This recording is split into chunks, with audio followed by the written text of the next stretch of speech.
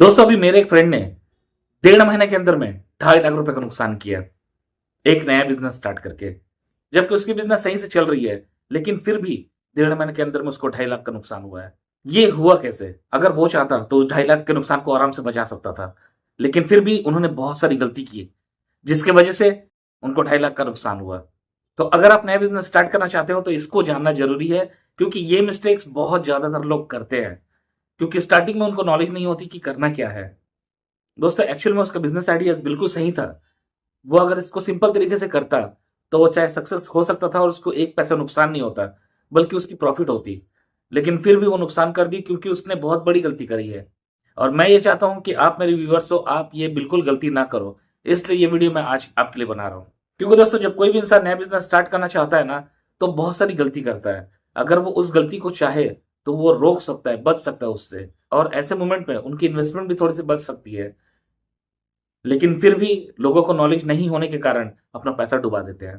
तो दोस्तों ऐसे ही मैं आज 5 इंपॉर्टेंट टिप्स के बारे में बताऊँगा, जिसको आप नया बिज़नेस स्टार्ट करने से पहले ज़रूर जानिए। और इसको जाने बगैर अगर आप बिज़नेस कर रहे हैं, तो हो सकता है कि आप भी नुकसान में रहें।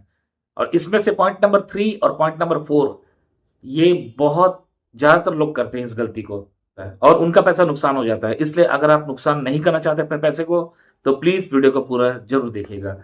चलिए वीडियो को स्टार्ट करते हैं। पॉइंट नंबर 1 है दोस्तों, अपने आइडियाज़ पर फ़ोकस करो। जो मेरे दोस्त ने सबसे बड़ी गलती करी थी, उसने स्टार्टिंग में ये किया था कि उनके पास में एक आइडियाज़ थे। उनके आइडियाज़ ये थे दोस्तों कि वो एक रेस्टोरेंट खोलना चाहता था, उसमें उन्होंने प्रोडक्ट अपना फाइनल कर चुका था कि मैं इस प्रोडक्ट को बनाऊँगा, और उसकी ऑलरेडी आस-पास में डिमांड थी। तो इसलिए जब उन्होंने मुझसे डिस्कस किया, तो मैं भी उस बात से सहमत हो गया कि हाँ यार, इसकी मार्केटिंग है, कि हाँ यार, ये बिज़नेस चलेगी। तो उन्होंने शुरुआत की। लेकिन स्टार्टिंग में ही उन्होंने और गलती ये कर दी कि वो और भी 2-4 लोगों से, अपने फैमिली मेंबर से, अपने फ्रेंड्स से, अपने कस्टमर बेस से, वो ये पूछने लगे कि और उसे क्या-क्या प्रोडक्ट स्टार्ट करनी चाहिए। तो उनके पास में प्रोडक्ट की बहुत सारी लिस्ट हो गई थी। अब वो प्रोडक्ट 1 या 2 प्रोडक्ट से छोड़कर अब उसके पास में 10 से 12 प्रोडक्ट थे, जिसको वो स्टार्ट करना चाहता था। और यहाँ उसकी सबसे बड़ी गलती होगी। उसका आइडिया था कि वो अपने 1 या 2 प्रोडक्ट्स है, जो हाई डिमांड प्रोडक्ट थी वहाँ की, वहाँ से उस चीज़ को स्टार्ट करता और करके धीरे-धीरे प्रोडक्ट्स बढ़ाता। ऐसा करके हम दोनों की बात हुई थी। लेकिन बाद में 10 लोगों की बातें सुनकर वो प्रोडक्ट की लिस्ट बढ़ा चुका था। इसमें उसको 2 नुकसान हुए। पहला नुकसान ये हो गया कि अगर वो कम प्रोडक्ट से अपने काम को स्टार्ट करता, तो उनकी इन्वेस्टमेंट बच जाती, उसको ज़्यादा इन्वेस्टमेंट नहीं करना पड़ता। लेकिन उन्होंने अपने प्रोडक्ट की लिस्ट को बहुत ज़्यादा बढ़ा ली है, जबकि वो जानता भी नहीं था कि वो जो एडिशनल प्रोडक्ट रखना चाहता है, उसकी वहाँ पर डिमांड है कि नहीं। क्योंकि वो उस प्रोडक्ट को लॉन्च करने के लिए ज़्यादा इन्वेस्टमेंट कर चुका, और उन सब प्रोडक्ट की वहाँ पर डिमांड ही नहीं थी। लास्ट में हुआ ये कि जो प्रोडक्ट को वो स्टार्ट करना चाहता था, वो उसी प्रोडक्ट की वहाँ पर डिमांड थी और वही सेल हो रही है।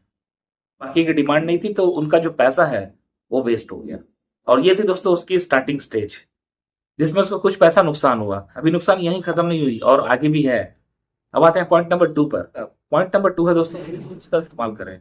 अब मान के चलो हमारे पास में 1 या 2 प्रोडक्ट से हम किसी बिज़नेस को स्टार्ट करने वाले हैं। तो जिस टूल्स की हमें रिक्वायरमेंट होगी, वो उस 1 या 2 प्रोडक्ट के हिसाब से ही उस टूल्स की हमें रिक्वायरमेंट होगी। लेकिन हम अगर 10 या 12 प्रोडक्ट रखते हैं, तो टूल्स भी हमें बढ़ाने पड़ेंगे। तो उसमें उन्हें अलग से पैसे इन्वेस्टमेंट करने पड़े, जिससे उनकी इन्वेस्टमेंट बढ़ गई। तो अच्छा ये होता कि अगर वो 1 या 2 प्रोडक्ट से अपने उस काम को स्टार्ट करता, तो उसकी जो इन्वेस्टमेंट भी बच जाती और उसको टूल्स के पीछे में एक्स्ट्रा पैसे खर्च नहीं करने पड़ते हैं।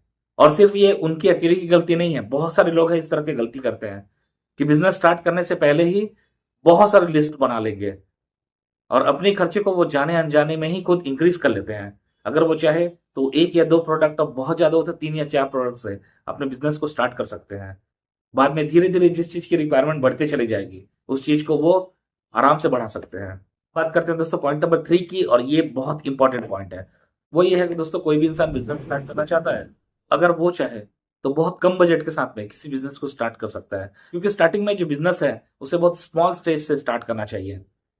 हम नए-नए किसी बिज़नेस में एंटर करते हैं, हम चाहेंगे हमारे पास में 5 लाख है, 10 लाख है, 50 लाख है, और हम एक साथ पैसे को लगा दिए। तो इससे दोस्तों हमारी जो लॉस के चांसेस है, वो बढ़ जाते हैं। क्योंकि दोस्तों अभी हम नया बिज़नेस स्टार्ट कर रहे हैं। हमें ये नहीं पता है कि हम जिसको इंट्रोड्यूस करने वाले हैं, वो प्रोडक्ट सही से चलेगी या नहीं, और ऐसे होने पर हमारा पैसा नुकसान हो जाता है। और इसी तरह से बहुत ज़्यादातर लोग इस तरह से अपने पैसा को नुकसान कर देते हैं और आगे चलकर उनको अपना बिज़नेस को बंद कर देना पड़ता है। तो इसलिए दोस्तों ये चीज आपके साथ नहीं होना चाहिए। अगर आप सोचते हैं तो बहुत मिनिमम बजट के साथ में, एक स्मॉल स्टेज के साथ में बिजनेस को स्टार्ट करनी चाहिए। इससे आपकी जो मार्केट है वो पता चलेगी कि किस चीज की डिमांड है, हमें क्या आगे इंट्रोड्यूस करना चाहिए। तो इससे क्या है, आप मार्केट को समझकर आगे बढ़ेंगे तो नुकसान होने के जो चांसेस है वो बहुत कम रह जाते हैं।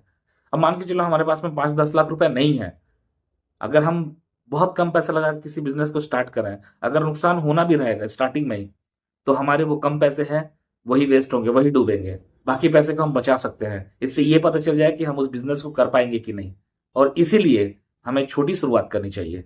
अब बात करते हैं दोस्तों पॉइंट नंबर 4 की। ये भी गलती सबसे ज्यादातर होते हैं। फॉर एग्जाम्पल, आपके आसपास में, आपके एरिया में, आपके शहर में जिस पर्सन को भी आप जानते हैं दोस्तों, उससे आप जाकर पर्सनली पूछिएगा कि उनकी बिजनेस कैसे चल रही है।